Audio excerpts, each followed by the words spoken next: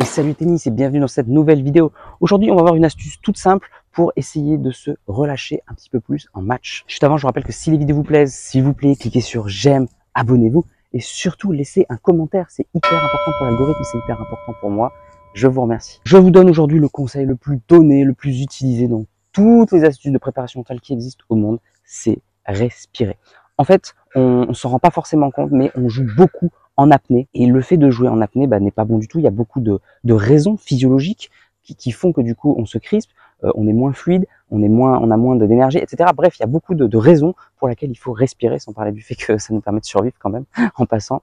Mais voilà, on se rend pas compte. En fait, c'est surtout prise de conscience que quand on joue souvent en apnée et après on a du mal un peu à récupérer, on est fatigué. Et puis en fait, ça se voit pas forcément au début, mais en fin de match, on se crispe.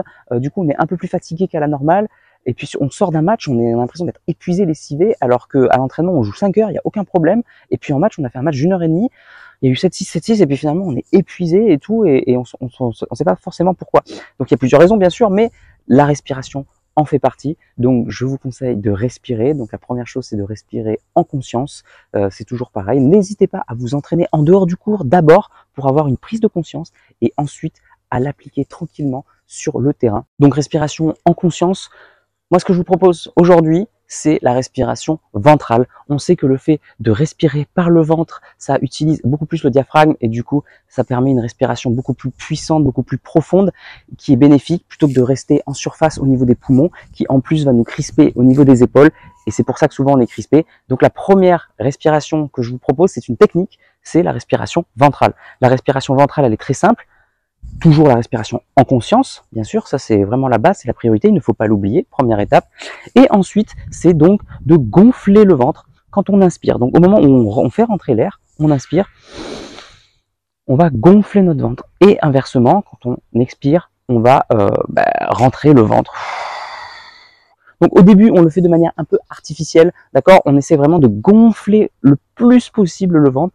Et ensuite, on souffle, on essaye de le rentrer le plus possible. Au début, on essaie de faire vraiment cette exagération afin de sentir les choses. C'est vraiment la première étape. Une fois qu'on sent cette étape, eh bien, effectivement, on peut le faire de manière beaucoup plus fluide.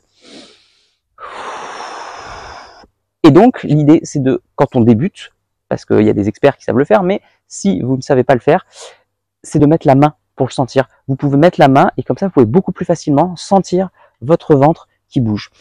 Évidemment, vous pouvez le faire de toutes les manières que vous voulez. Il y en a, ils s'allongent sur le dos et ils mettent un livre dessus pour bien sentir. Alors moi, j'aime pas trop un livre léger.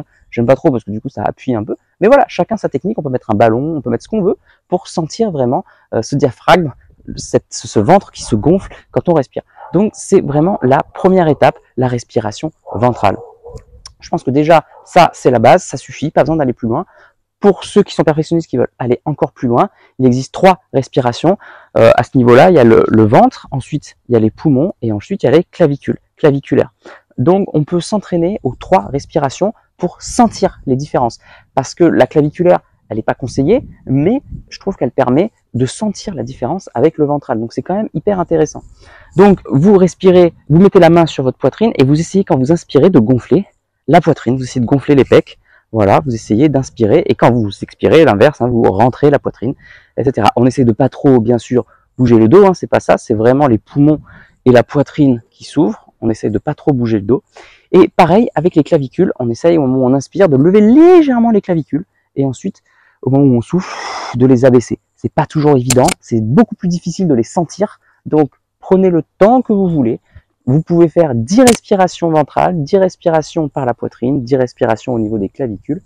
Beaucoup plus si vous ne le sentez pas et que vous voulez automatiser, vraiment sentir en conscience et maîtriser vraiment le truc. Donc c'est important. Et puis bien sûr, ensuite la deuxième étape, une fois qu'on maîtrise les différences, qu'on a une coordination de respiration, c'est comme au tennis, il faut une coordination, et bien on peut lier la respiration qu'on appelle la respiration complète. Donc la respiration complète, c'est quoi? C'est j'inspire par le ventre, je gonfle le ventre, je gonfle le diaphragme. Ensuite, je continue mon inspiration, je gonfle la poitrine et je continue en gonflant les clavicules. Attention, on gonfle les clavicules, c'est pas en levant les épaules. C'est très difficile de sentir la différence, cette petite nuance. Et ensuite, une fois qu'on est plein, et du coup, on va expirer en commençant par baisser les clavicules, puis en rentrant la poitrine, puis enfin en rentrant le ventre. Donc c'est toute une coordination, ça s'appelle la respiration complète.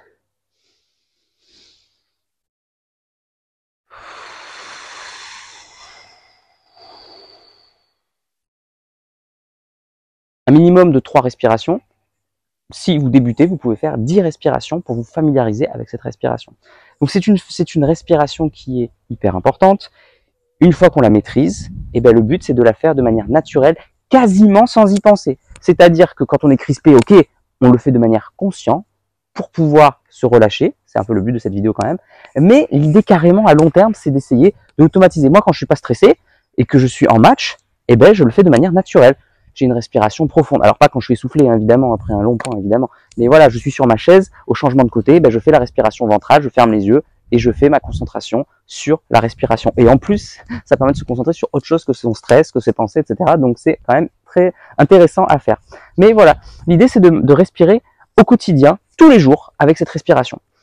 Le minimum, c'est le ventre, d'accord? Si le ventre ne bouge pas du tout, c'est la cata. Donc le minimum, c'est de respirer avec le ventre, très intéressant.